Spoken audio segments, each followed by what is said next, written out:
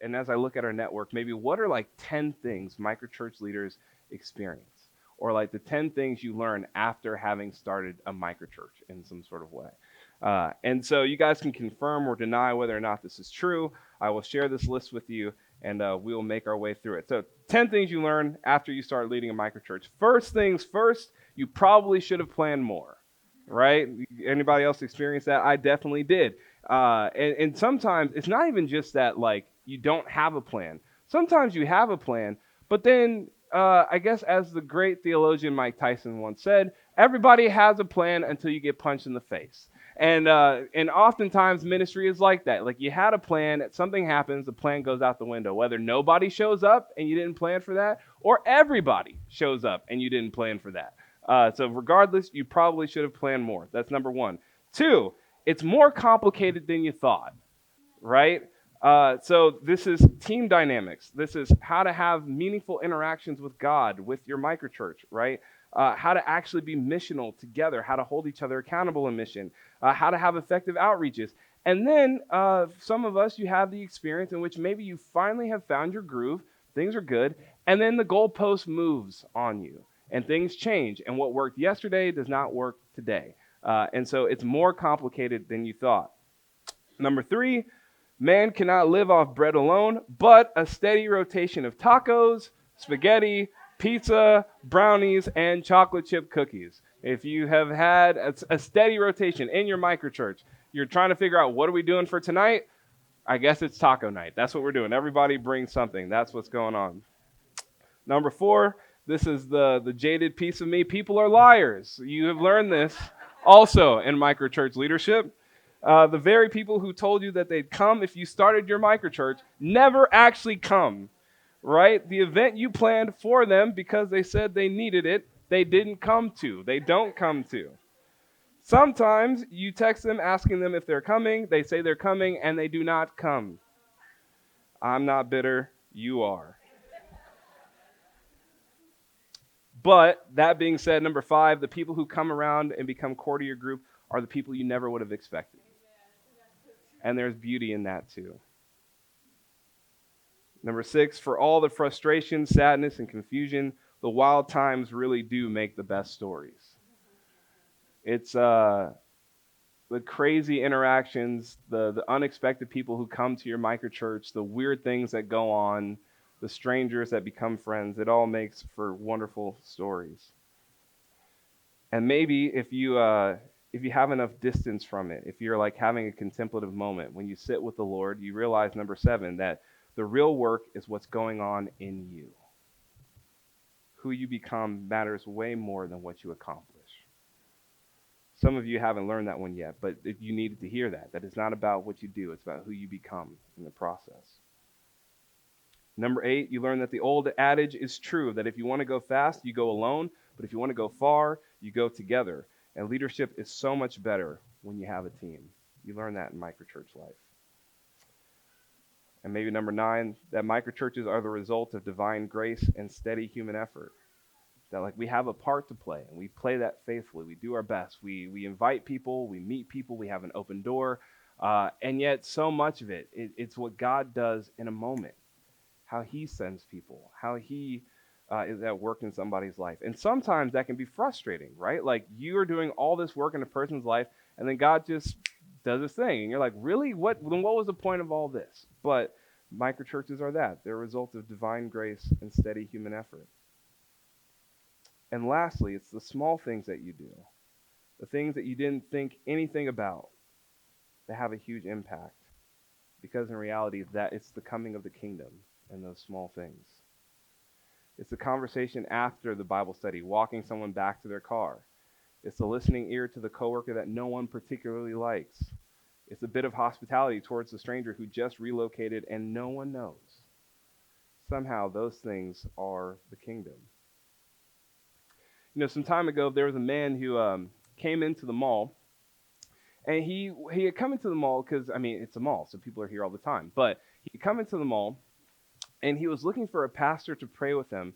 And specifically, he was looking for a pastor who would speak in tongues over him, because he was experiencing like anger. Like he wasn't mentally altogether there. Like he was had some mental some mental challenges, but he was looking for a pastor to pray with him because he was experiencing anger. He wanted somebody who would speak in tongues over him. And I think it was a quiet day around the hub, if I remember correctly. So I think the clinic was here, maybe Kristen was here, and I was here.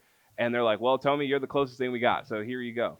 I I will say I am not a pastor. I do not speak in tongues. I would love to. I haven't figured that one out yet. But I don't speak in tongues, and I'm not a counselor. But for whatever reason, I guess it is what it is. So he and I are sitting and talking, and I'm trying to figure out the entire time, okay, God, what do you want me to say to this person? And he's like, I guess part of it is that he has a counselor, or had a counselor, but his counselor was on leave. And so he didn't know who to talk to. And he was looking for somebody to talk with him because he was experiencing anger. And because of maybe some of the mental disabilities that he had, or mental illness that he was in I guess a support home or something. I used to know the words for this. I'm sorry. But he had a home that he was a part of, and I guess occasionally what would happen is that police would get called on him because he would hurt himself. In moments where he was like really frustrated, he would hurt himself, or maybe he would say things out of anger that other people felt really threatened by. And so his thing was like, I just don't want to be that person. Like, could you pray over me and speak in tongues over me because I don't want to be that person anymore. Like, I want to be a happy person. I don't want to be angry. And I was like, okay, well, I don't speak in tongues, but I can pray over you. Like, I don't know what to tell you. And so I prayed for him. He cried. It was a whole thing. And that was kind of that. It was like a weird interaction. But he was like, okay, now he decided in that moment, you're now my counselor. And I was like, oh, no, hey, like that's, I know some people who maybe can help you find a counselor, but I am not your counselor. Like, if you're asking me for counsel, your life is going to be in shambles. I'm sorry. Like literally, this was a conversation that we had because he's like afraid of death, and so he's like, "What do I do with that? What do you suggest that I do?" I was like, "Look, man, we're all going to die. Like, I don't know what to tell you. Like, this is my counsel that you will die. So make your life count." was my advice. Uh, that's why when he finally did get a counselor, I was like, yes, whatever your counselor says, listen to what they say. But still, he'll call me from time to time. And it's always at the worst times. Like I'm, whatever, watching the kids, I'm in the middle of something, and he calls me. And so he actually called me this past Wednesday. And I was on the way to the hub. I was trying to listen to Ian McKellen read me the Odyssey, which is an awesome experience if you're ever curious. And he called me. I was like, dang it, we're getting to the really good part. But he calls me, and he's calling me and asking me, okay, what do you know about demons? I'm like, oh goodness, because he's afraid that because his mother is sick and she has tremors and she's, really having a hard time. And then he's like afraid that she has demons because she's pulling her hair and she's hitting herself. And then he's got a girlfriend and they're always having a hard time. And he's just like breaking down over the phone with me. And he just says like, what? And his favorite thing is, what do you think? What should I do? What would you do if you were me? And he's like, he's crying. He's like, you're the best. You're the only person who understands me. And I'm like, I've been trying to avoid your calls, bro. Like, I am not the best. Like, if I'm the best you got, you need to talk to some other people. And so, like, we're having this conversation. And meanwhile, like, I get to the office, we're having this meeting. And, Lucas tells me about a meeting he's in with a bunch of pastors and leaders. And the question that you guys were wrestling with just a second ago, like, what does it mean for heaven to intersect with earth? Like, what does it look like tangibly? And they were struggling to answer. Like, they had no answers. Like, this group of leaders had no answer tangibly to that question. And here I am just getting off the phone with this man who is like, it's obvious. Like, this is what it looks like. It looks like death itself to die. It looks like sickness to be healed. It looks like mental health to be restored. It looks like peace, not just internationally, but internally, like people to have peace within themselves. Like this man is calling me, asking me for advice, but he's not actually asking me for advice. What he's really looking for, what he's really asking for, is for heaven to invade earth, for the kingdom to come into his life. And the reality is that our cities don't just need good programs or quick fixes. What our cities need is for heaven to invade earth. When over 100,000 children in our region are living in poverty, we need more than just good programs or money. We need heaven on earth. When there are nearly 4,700 kids in foster care, we need more than just programs. We need heaven on earth. When over 11,000 abortions happen each year in the Tampa Bay region alone, we need more than just good programs. We need heaven on earth. For the 28,000 overdose calls, that's one call every 19 minutes. For the 6,000 children between the ages of 5 and 11 that experience abuse. For the 1 in 10 people living in food insecurity, we need heaven on earth. Guys, there are no programs that can fix these problems.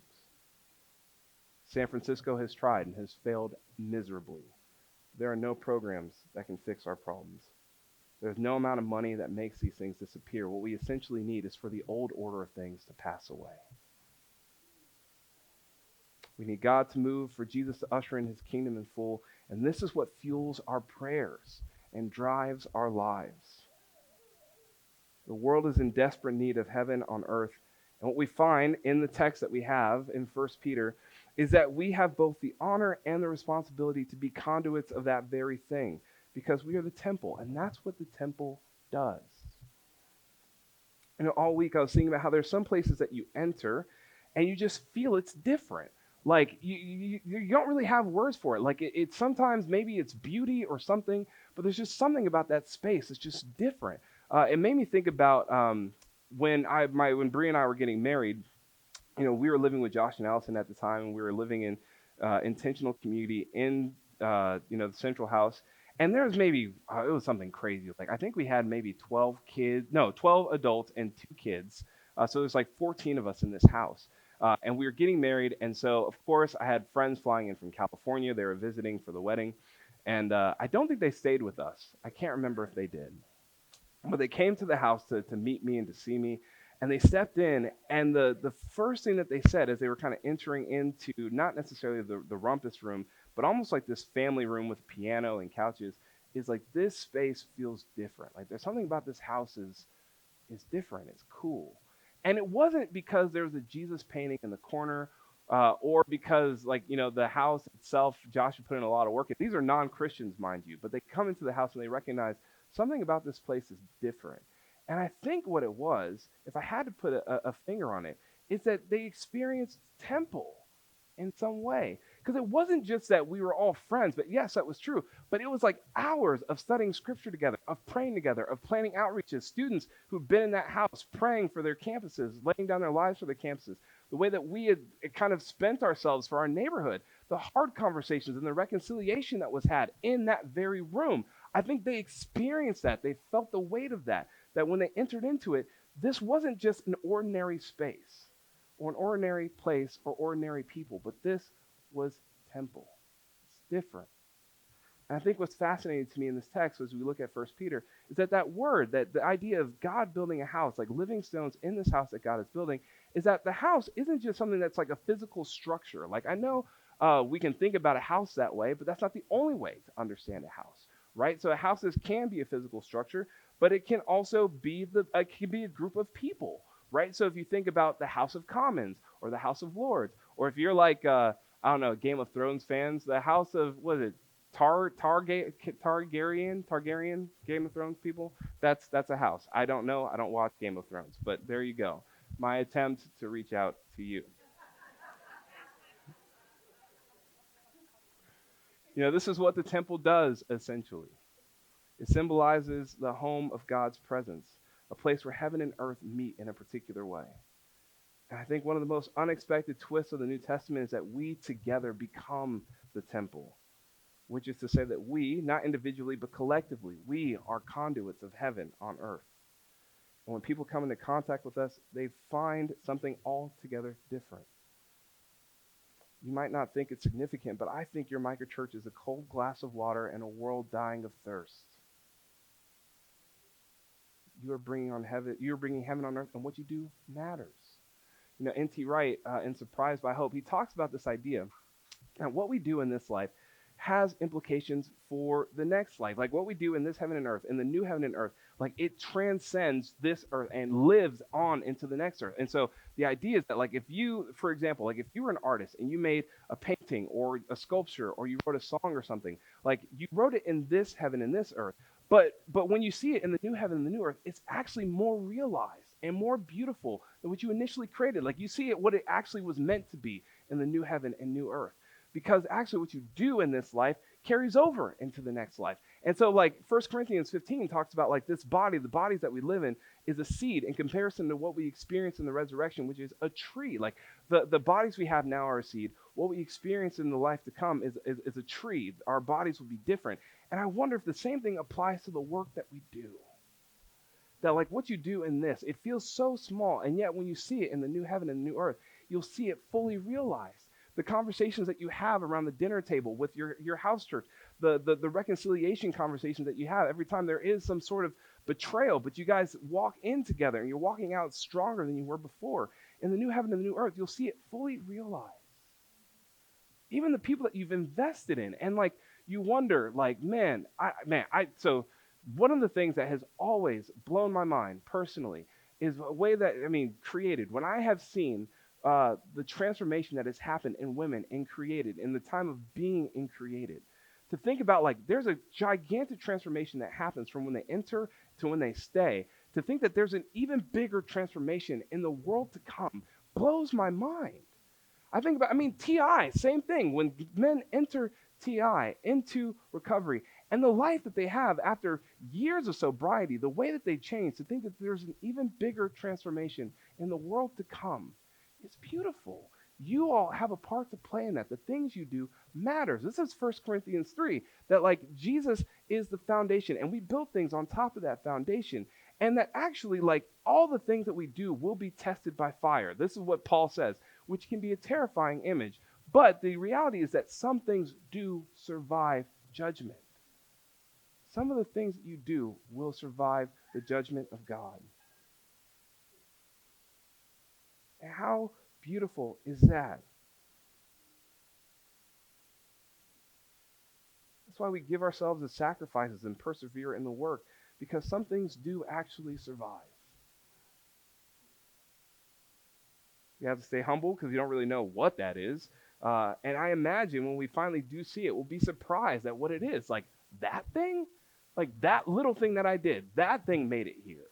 Really? What about this thing? Like I worked really hard on this thing. Where is that? I don't see that at all. Our diagrams might not make it, but other things will. And I think that's amazing. This gives us hope and inspiration to work. When we're tempted to despair and see it as fruitless, you have to remember that this is you bringing heaven on earth, playing your part to do that very thing. In your break room, at your gym, in your neighborhood, in your schools, it's heaven on earth. And you get to partner and co-create with God to see it happen. And the reality is that in the end, there will be no temple, because the Lord God Almighty and the Lamb will be our temple. But what we see in the end is that our work does stand. And almost tangentially, side note, I don't want to like make a whole separate talk out of this, although we could, is that you have been given gifts to aid in that enterprise, right? Like Scripture talks about the spiritual gifts that God gives for the building of his church. God has given you gifts, and what we need from you is we need you to actually release those things, the fullness of those things. Because when you do, heaven meets earth in a particular way. Our city needs it, but then so do we, even when we're together, to be spurred on by each other, to like hear a word from God and to share that with the wider community. We are blessed by that. We need that. You know, it reminds me of Romans 12, that if your gift is prophesying, then prophesy in accordance with your faith. And if it's serving, then serve. If it's teaching, then teach. If it's to encourage, then give encouragement. If it's giving, then give generously. If it's to lead, do it diligently. If it's to show mercy, do it cheerfully. Your gifts were given for the building up of the kingdom, and do not hold back. I do not want you to hold back, because what you do carries over past judgment. I think what's important for us to recognize this morning is that you can't be temple by yourself. Not in the way that Peter talks about. There's a way in which we can read this text, and really any text of the New Testament in Scripture, and read it through our American individualism, which is to say that when we read you singularly, right? Like, I personally am the temple, and that's not what they're talking about. 1 Corinthians 3 says, God's temple is sacred, and you together are that temple. It's not just one of us, but all of us together. And that means promises, right? That means family. It means commitment. And the best way that we can be temple together is through covenant and through commitment.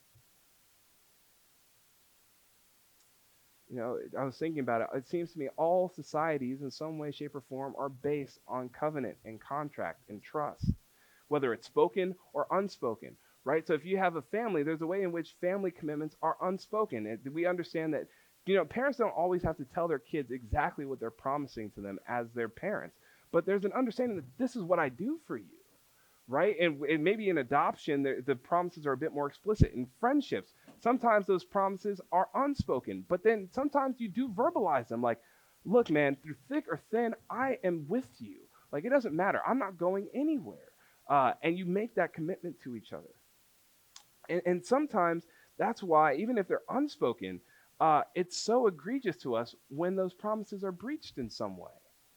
When a parent doesn't care for their child, when a parent walks out on their kids or withholds care. It's like you didn't have to say that you would, but we understood that when you said that you were going to have this kid, that's what it meant. That was the promise that you made. It's a strange thing that we do, that we make promises to ourselves. I was thinking about the way that, sometimes if whether it's out of love and affection or whether it's out of trauma, we make promises, don't we? Like if we've experienced something traumatic in our lives, we say, I will never do this. And that's a promise that we make. I will never allow myself to be taken advantage of or to be a victim or whatever. Like we make promises for good or for ill. And what it occurred to me is that we don't make promises from the head. We make promises from the heart, actually. And in a decentralized network, we're all doing different things. We're all called different places. And it's important to us and important for us to make promises because those promises are what keep us together. It's our way of remaining family. I'll call up the worship team. I'll wrap up, and eventually Lucas can lead us in recommitment. But I was thinking about how, believe it or not, way back in the day, when I was young and fun and full of life and zest, uh, I used to do improv. So I was a dual enrolled high school student, which is to say I took both high school and college classes at the same time, not like as a flex or anything. It was just the way our school ran. And one of those classes that we took was drama. Drama was maybe our freshman year. And we learned all sorts of stuff. I think we learned stage combat and whatever, but one of the sections was improv. And I think I was just a hyperactive freshman. Like I just couldn't sit still.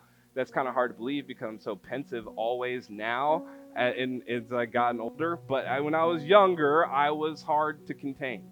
And I think my teacher just saw that in me, saw that I was a natural goof and said, okay, I want you to be a part of the improv comedy team. And every semester she would run improv shows.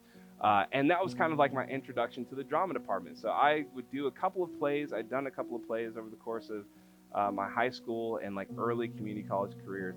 But consistently, improv was one of the things that we would do.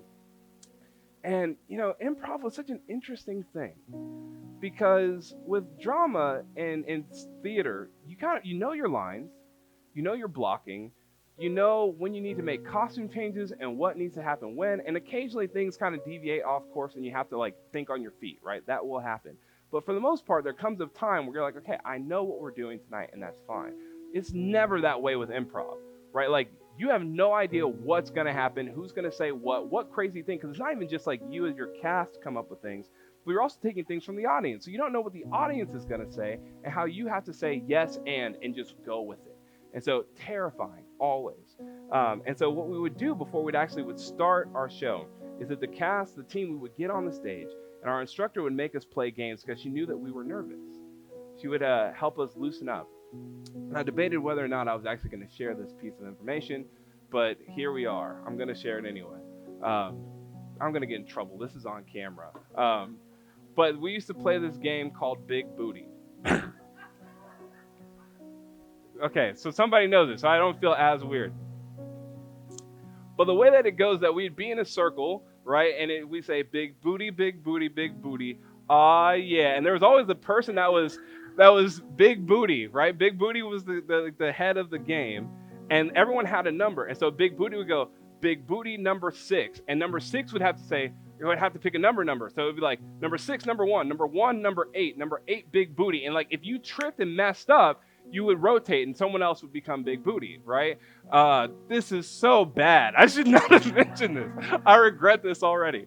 But anyway, it was the way in which we played, and it allowed us to feel free, right? Like we felt carefree for a moment because, man, like here you are tense, wondering like if you're gonna like say the right things, if you're gonna make the right jokes, are you even gonna be funny that night? Like you have no idea. And that was a way of loosening up. And right before we'd kind of get ready to take our places, we'd all kind of put our hands in a circle and we just look at each other and remember, like, there's no one else I'd rather be on the stage with than you. Like, we'd remember to always say yes. We had our commitment to make each other look good, right? To have each other's backs because, yeah, you're in this together. Do not let your teammates flounder. You're in it with one another. Can you commit to that? And so we'd say that and we'd say yes. And we'd kind of do whatever we had to do. And then we'd go and we'd be free to play for the rest of the night. Like something about love and affection in the face of mystery and camaraderie in the midst of the unknown. To say, like, I am with you and you're with me. And because we have each other, there's freedom to play and to have fun. And wonderful things would happen out of that. And it seems to me that, we don't live our lives in some giant improv, regardless of what we feel or experience. That it's actually much more of a drama because we do actually know the end. We know the ending. We know that Jesus wins. And yet, our job is still to say yes and to kind of fumble our way towards that reality, towards the oncoming kingdom, to play our part in it. And what feels like a giant game of improv. And maybe this morning the question is, can we look at each other and say, there's no one I'd rather share the stage with than you? Can we make the commitment to carry one another, to make each other look good, to say yes and most of all, can we make the commitment to play? Because when we do, the presence of God shows up. What does it look like for the old order of things to pass away, for us to co-create with Jesus, for heaven to break into earth in our broken world? It looks like crying together, laughing together, loving together, sacrificing and giving ourselves away together. And this moment is about looking each other in the eyes and promising to do that with one another, to be temple with each other, to be temple with me too. And we will get things wrong, but when we faithfully get it right, it means we get to experience and bring heaven on earth. This morning, as we wrap up Core Sundays and come to this moment, we commit to playing our part in ushering in heaven on earth. We remember the body of Jesus, who is heaven, come down to earth, and we partake in centuries-old commitments that grounds us in the story in which we're meant to play a part.